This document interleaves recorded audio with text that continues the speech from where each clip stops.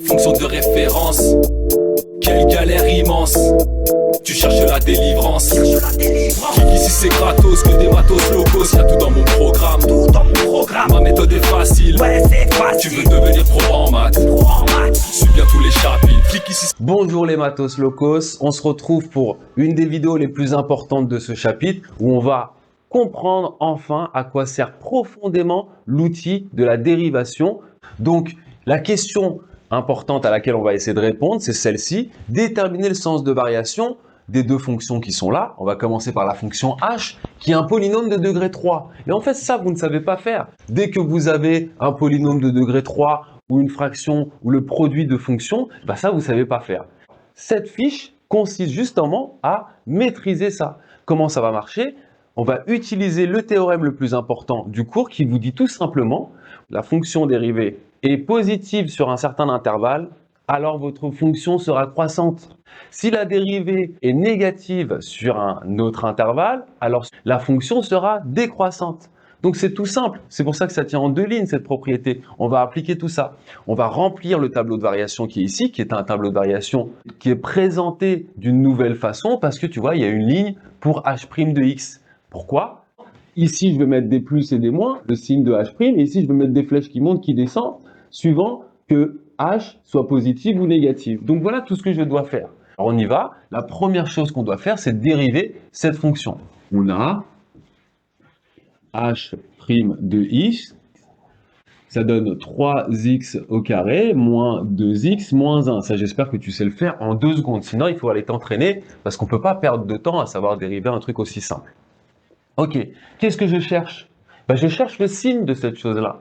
Parce que le signe de cette chose-là va me donner les variations de ma fonction h.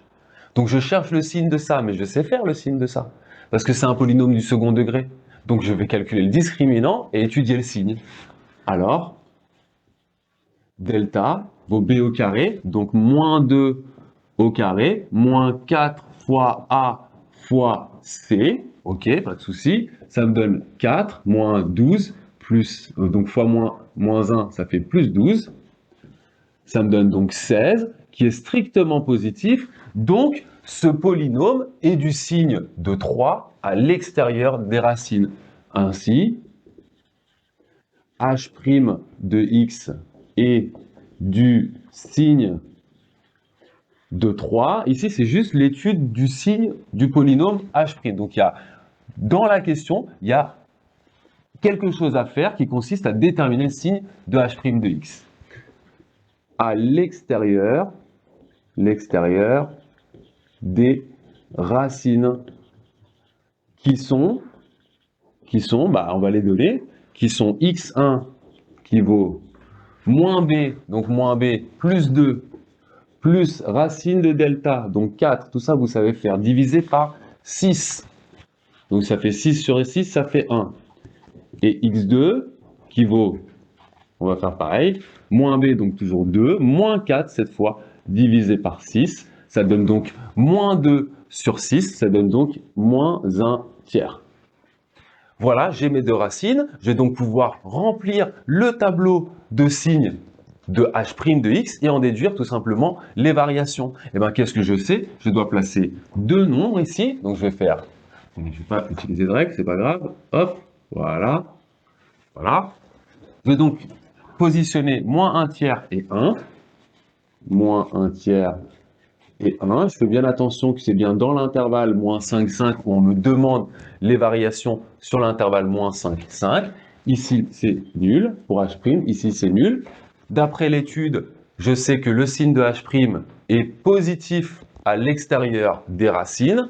Donc ici, je mets plus, plus et moins. Et puis maintenant, je peux enfin appliquer le théorème du cours qui me dit, tu mets une flèche qui monte quand tu vois un plus dans la fonction dérivée.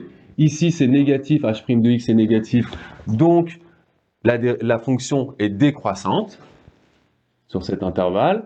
Puis ici, c'est positif, donc la fonction est croissante sur cet intervalle. Vous voyez, en 2 secondes, on a réussi à déterminer le sens de variation de notre fonction h sans graphique, sans rien, juste en étudiant le signe d'une fonction. Et ça, vous savez faire depuis le début de l'année. Mais c'est pas terminé. Pour avoir tous les points, il faut remplir ici, là, là et là. Et donc ça, c'est un travail qu'il faut faire. Je vous laisse le remplir ici avec votre calculatrice. On peut rapidement, parfois, si vous n'avez pas de calculatrice, avec, donc ça vous écrivez, vous justifiez, h par exemple de moins 5. Attention, hein, ici c'est la ligne de h de x.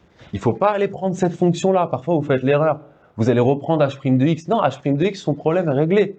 On ne cherche pas à connaître ses valeurs, ses valeurs numériques. On ne cherche pas à connaître ses images, on cherchait juste son signe.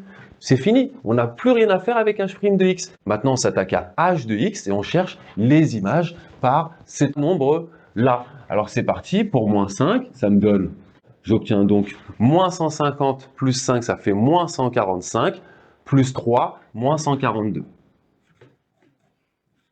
Voilà, et ici, donc, vous allez pouvoir mettre moins 142. Ensuite, vous faites la même chose là, la même chose là, la même chose là. 86 sur 27. Vous faites la même chose pour 1 et pour 5. Pour 1, on va le faire de tête rapidement. Ça me fait 1, moins 1, ça fait 0, moins 1, plus 3, ça fait 2. Voilà. Et enfin, en 5,